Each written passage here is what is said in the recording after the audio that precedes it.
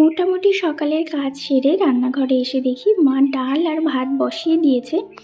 তা করতেই এদিকে আবার চলে এসেছে আমাদের রুটি দাদা মানে এই দাদা রোজ দিন সকালবেলা ৮টার মধ্যে চলে আসে।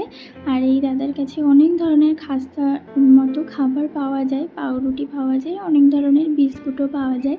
আর এই দাদা কিন্তু বিশেষভাবে আসে আমাদের টমির জন্য। সকালবেলা টমি তো ঘুমায় হেঁটে আসার পর।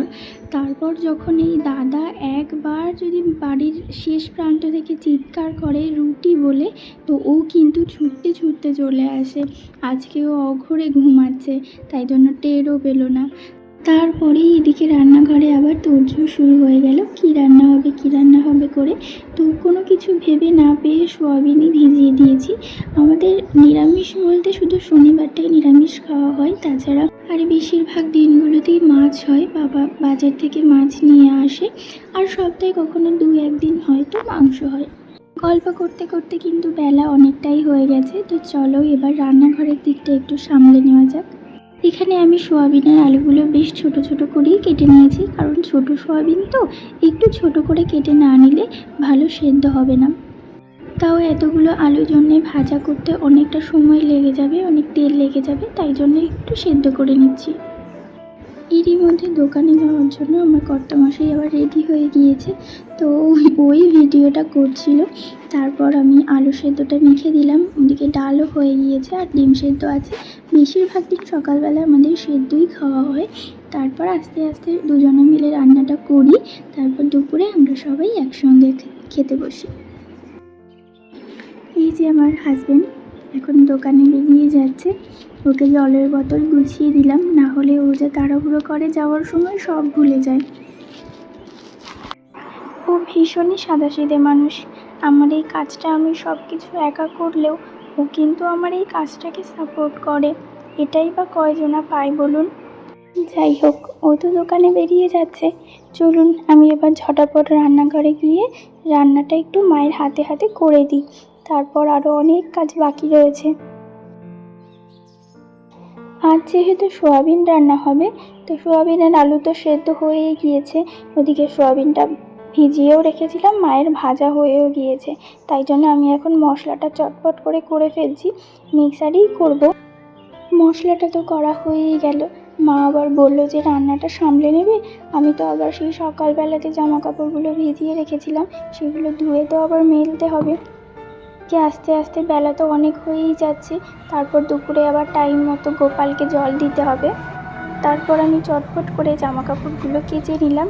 এখন দেখো আমি মেলতে চলে এসেছি জামা কাপড়গুলো। রান্নাঘরের দিকের উঠোনটায় রোদটা বেশিক্ষণ থাকে না, কিন্তু সামনের দিকে রোদটা অনেকক্ষণ থাকে, আর সামনের দিকে রোদটা খুব কড়াভাবে দেয়। তাই জন্য আমি সামনের উঠোনেই জামা কাপড়গুলো মেলতে চলে এসেছি। এগুলো তাড়াতাড়ি শুকিয়ে গেলেই তুলে নেব। আর যেগুলোতে ধরুন রঙটা উঠে যাওয়ার ভয় আছে, সেগুলো এত রোদের মধ্যে দেব না, সেগুলো রান্নাঘরের দিকের উঠোনটাই দেব। আর এই সামনের দিকের উঠোনে তো বেশি গাছপালা নেই, তাই জন্য রোদটা কিন্তু খুব জোরালো হয়। আর রান্নাঘরের দিকের উঠোনের দিকে তো অনেক গাছপালা রয়েছে, রোদটা পড়ে কিন্তু খুব বেশিক্ষণ রোদটা থাকে না। তাছাড়াও আমাদের এইদিকে কিন্তু ঠান্ডার সময় যেমন ঠান্ডা পড়ে, আর গরমের সময় কিন্তু গরমটাও প্রচুর পড়ে। আর গরমটা যতটা না পড়ে তার থেকে কিন্তু রোদের তাপটা বেশি লাগে। মানে আমরা বাড়ি থেকে বাইরে বেরোলেই যে একটা রোদের ঝলকা লাগে, একটা তাপটা যেটা লাগে, ওইটা প্রচুর, গা হাত পা যেন জ্বলে যায়। 1 মিনিটও রোদে দাঁড়িয়ে থাকা যায় না। তারপরেই আমি চলে এসেছি ঘর মুছতে। আর আমাদের কাজের মাসি যখন কাজে আসে তখন সকাল 9টার মধ্যেই সমস্ত কাজ কমপ্লিট করে ঘর মুছে চলে যায়। কিন্তু আমরা যখন কাজ করি, মানে কাজের মাসি যখন না আসে, তখন আমরা ঘরটা কিন্তু খুব দেরি করে মুছি। সব কাজ হয়ে যাওয়ার পর তারপর আমরা ঘর মুছি, কেননা সকাল দিকে খুব হাঁটাহাঁটি হয় ঘরের ভেতরে, সবাই দোকানে যাওয়ার জন্য রেডি হয়, এই রকম নানান রকম কাজবাজ করার জন্য সকালবেলাটা খুব হাঁটাহাঁটি হয় জন্যে আমরা সকাল সকাল ঘরটা মুছি না, একটু লেট করেই মুছি। তাতে করে দেখি সারাদিন ঘরটা খুব সুন্দর পরিষ্কার থাকে। আর আমাদের নিচের ঘরগুলো মুছতে একটু বেশি টাইম লাগে ওপরের ঘর থেকে, কেননা নিচে প্রচুর একদম রাস্তার পাশেই আমাদের ঘরটা, আর প্রচুর ধুলো হয়, বড় বড় গাড়ি যায়, আর এইদিকে তো বালির জায়গা, তো সেই কারণেই প্রচুর ধুলো হয়। একটু হাওয়া দিলেই যেন ঘরের মধ্যে বালি বালি হয়ে যায়, এরকম অবস্থা। তো দরজা জানলাগুলো রোজ দিন খুব ভালো করে মুছতে হয়, না হলে খুব ধুলো পড়ে যায়, তাই জন্য একটু ঘরটা মুছতে অনেক লেট হয়ে যায়। আর আমাদের নিচের ঘরগুলো বলতে রয়েছে একটা ঠাকুর ঘরের বারান্দা, আর দুটো রুম রয়েছে, তিনটে রুম রয়েছে, আর একটা বড় ডাইনিং রয়েছে, আর সিঁড়ির ঘরটা রয়েছে, আর তা বাদে জানলা দরজা ওগুলো তো রয়েছে, ওগুলো রোজ দিন খুব ভালো করে মুছতে হয়। তারপর দেখো আমার ঘর কিন্তু প্রায় সব মোছা হয়েই গিয়েছে, আমি এখন সিঁড়ির ঘরে চলে এসেছি, আর আমার বাকি রয়েছে শুধু ডাইনিংটা শেষেই মুছি। ডাইনিংটা মুছতে একটু বেশি সময় লাগে, কেননা ওখানে আবার রান্নাঘর রয়েছে, গ্যাস রয়েছে, ওদিকে ইন্ডাকশান রয়েছে, মিক্সার মেশিন রয়েছে, ওগুলো সব মুছতে হবে ভালো করে। আর আমাদের টমি তো সারাক্ষণই ঘুমায়, ও সিঁড়ির ঘরেই ঘুমাচ্ছিল। ও যখনই দেখে আমরা ঘর মুছছি, যেখানেই ও শুয়ে থাকবে, যদি দেখে একবার বালতি নিয়ে ঘরে ঢুকেছি জল নিয়ে, তো ঠিক ও সেই জায়গা দিয়ে বেরিয়ে চলে আসবে বাইরে, আবার ঘর মোছা শেষ হবে, তারপরে ও আবার ঘরে ঢোকে। খুব বোঝে ও। তো আমাদের বাড়ির মতো টমি আর কার কার বাড়িতে আছে তোমরা কিন্তু কমেন্টে অবশ্যই জানাও। আর আমার এই ভিডিওগুলো কেমন লাগছে তোমাদের দেখতে সেটাও কিন্তু অবশ্যই কমেন্টে জানাও। তোমাদের ভালোবাসা আর তোমাদের ইচ্ছেগুলো জানালে আমার আরও ভিডিও বানাতে সুবিধে হবে, আর তোমাদের ভালোবাসা নিয়ে এগিয়ে যেতে আমার অনেকটা সুবিধা হবে। এইদিকে আমার ঘর মোছা, ডাইনিংটা মোছা কিন্তু প্রায় হয়েই গিয়েছে, আর এরপরে আমাকে সকালবেলা খেতে হবে। আমার এখনও সকালবেলা খাওয়া দাওয়া হয়নি, আর সবার হয়ে গিয়েছে।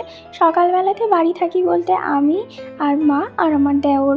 তো সকালবেলা মা তো ভাত খান না, ওনার সুগার রয়েছে, উনি সকালবেলা রুটি খেয়ে নেন, না হলে মুড়ি খেয়ে নেন, আর আমি একাই ভাত খাই আর আমার দেওর।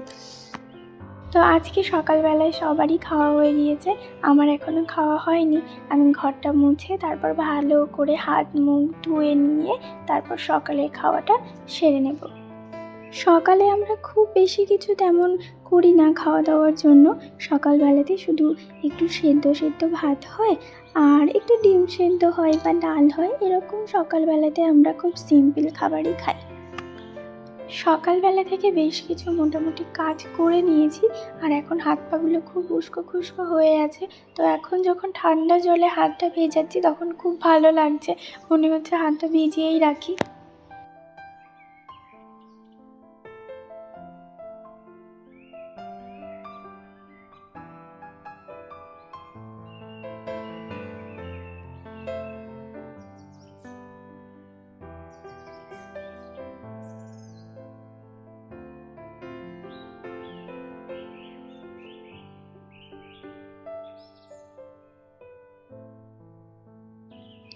সকালে খাওয়া দাওয়ার পর নিচে সমস্ত কাজ সেরে রান্নাঘর পরিষ্কার করে তারপরে আমি ওপরে চলে এসেছি।